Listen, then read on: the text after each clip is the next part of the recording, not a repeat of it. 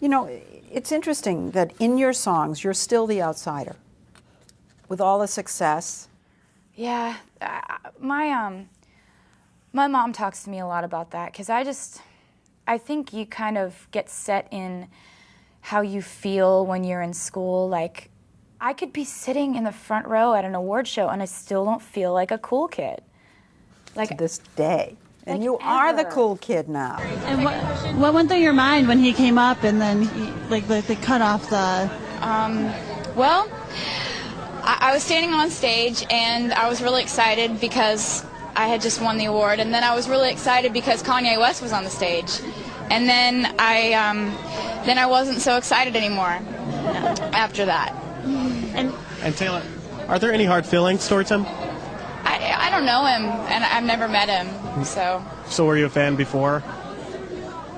Yeah. It's Kanye West. Are you still a fan, I take it now? You know, I don't know him, and I don't want to start anything, because I had a great night tonight. Okay. Did anyone give you support backstage? Yeah, I've been getting so many text messages. It's like, and everybody's been really nice. So I've had a really, really fun night. It's been interesting, definitely. It's definitely been an interesting night. How hard was it to coordinate the performance with the subway and all of the The performance dancers? was one of my favorite parts of the night, and especially the fact that it was so fan-oriented, and the fact that the fans were everywhere. It was just wonderful, and I love New York, so I was so excited to be here. Are you going to reach out to Kanye? Huh? Are you going to reach out to Kanye? Thank you guys so much. I'm just going to try to have a good night. Thank you so much, guys. Supposed to ring, but I don't want to. I don't want to. Okay, all right. This makes me feel so bad about myself. Every time I come up here, you put like a different dude up there on the screen. There's never been two guys on the screen 2 visits in a row. It's sad. Is your life at all normal? No. No. Not at all. What's the most abnormal? The most abnormal thing about my life is having sort of crowds form everywhere you go. And just everywhere. So that starts happening, and then you have to take security everywhere you go. All of a sudden, you realize that you have not been alone, truly, for 5 years. I try not to ever really say where I am the most, because since all my addresses are on the internet, people tend to show up uninvited. Like, you know, dudes that think we have an imaginary marriage. You mentioned that you keep wound dressing with you? Yeah, I've had a lot of stalkers show up to the house armed. So we have to think that way. Do you ever suffer from anxiety dreams? Do you ever have those dreams before a big show where you're fighting clowns or you're wrestling with a lion? Oh my God, yes, or, anxiety dreams. And also like my reality, even when I'm not dreaming, is like peppered with lots of anxiety. Just like ridiculous anxiety. I have a lot of issues with buildings like this because I always feel like someone has bugged the room and is either videoing me or recording me. No, I know, but like dressing rooms and stuff. So that's one of my paranoias. Anxiety dreams, I always have nightmares that I'm being framed for murder. Do you? Yes. And then I'm being framed so well that I can't remember if I did it or not in the dream. Wow. And so that really winds me up. And then I'm just like freaked out for the next couple of days. I mean, if you want to talk about all my like issues with anxiety, we could be here for days. I'd rather not. Okay. That's okay, because this asked the question. Is free, and you didn't ask a fun question. Would you like to lay down on the couch? You didn't ask my favorite kind of candy. You asked how many different kinds of anxiety dreams do I have. But you do have them. Yeah, so I have you're them. in a dressing room, you're talking with a friend privately about the fact that you're not sure if you've murdered someone or not, and then you look up at the little fire alarm thing and you go, could there be a camera There's in a there? red light there, yeah. And there's also the dream that, like, anytime I'm paparazzi'd out, like, which is a lot, I have dreams that night that they're in my room taking pictures of me while I'm sleeping.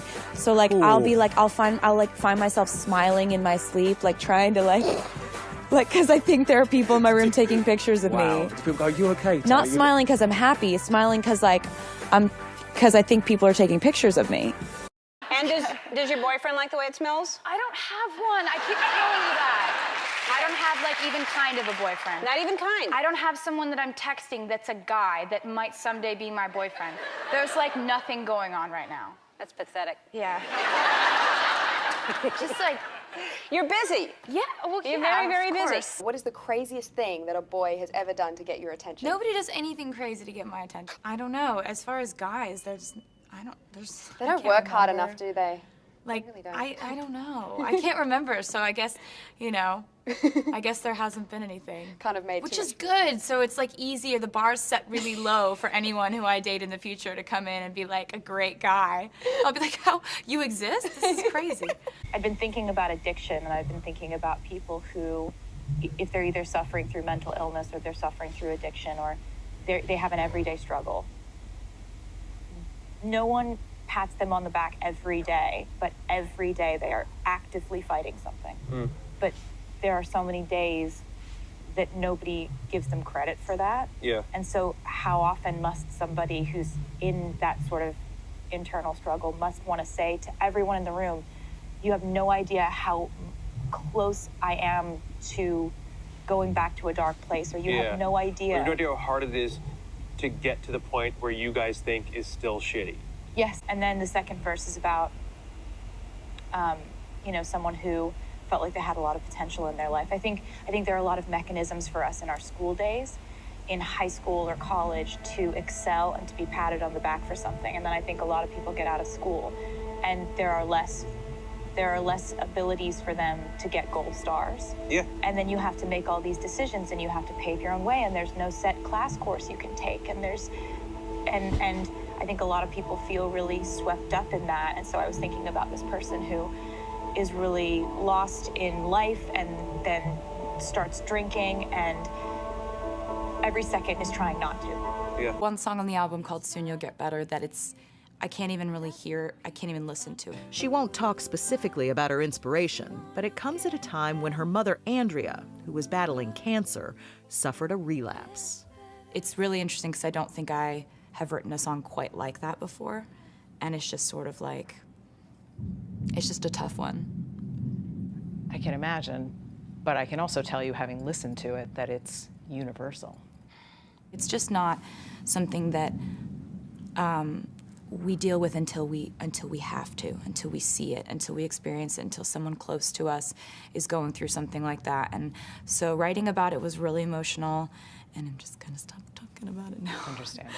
Taylor Swift opens up to Elle magazine, admitting that she's never fallen in love before. In the new issue of Elle magazine, Taylor is admitting that she has never, ever fallen in love before. She said, "It's magical if you ask anyone who's ever fallen in love. It's the greatest." Now, I have more of a grasp on the fact that when you're in a state of infatuation and you think everything that a person does is perfect, it then, if you're lucky, morphs into a real relationship when you see that that person is not in fact perfect, but you still want to see them every day. I've never had that. She also says in the mag that she believes that the idea of happily ever after doesn't exist in real life, and that she doesn't see herself, quote, riding off into the sunset because the cameras keep rolling in real life.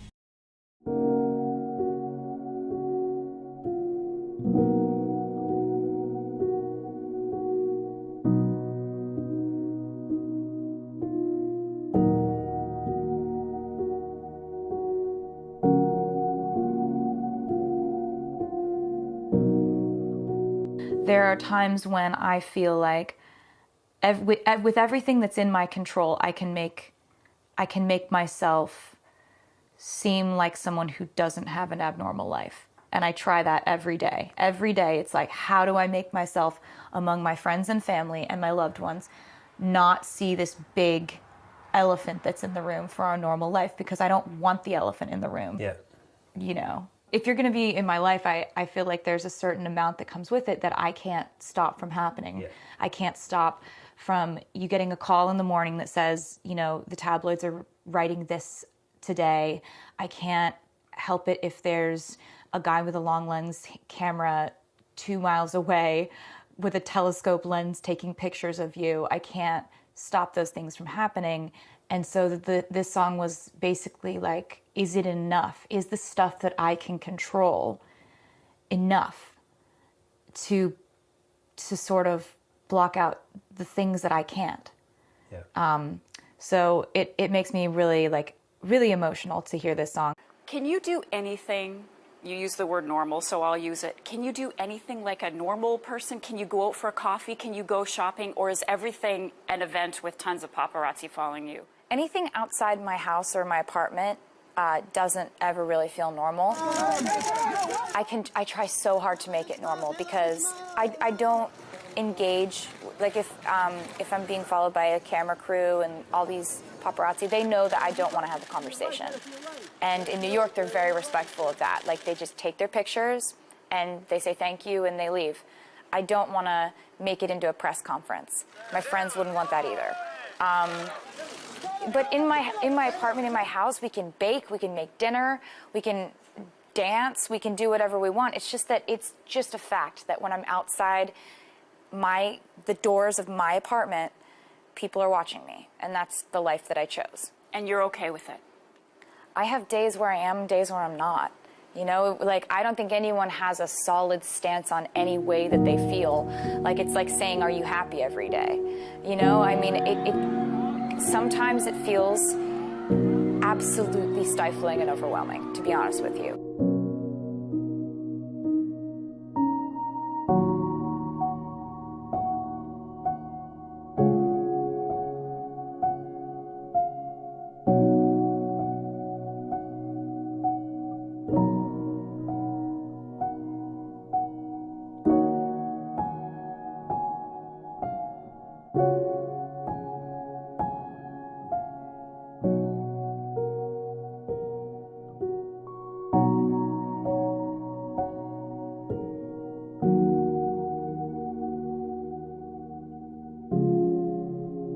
This week was the American election, and we have 2 Americans here. Yeah. And you've been very secretive about how you vote, what you're voting for.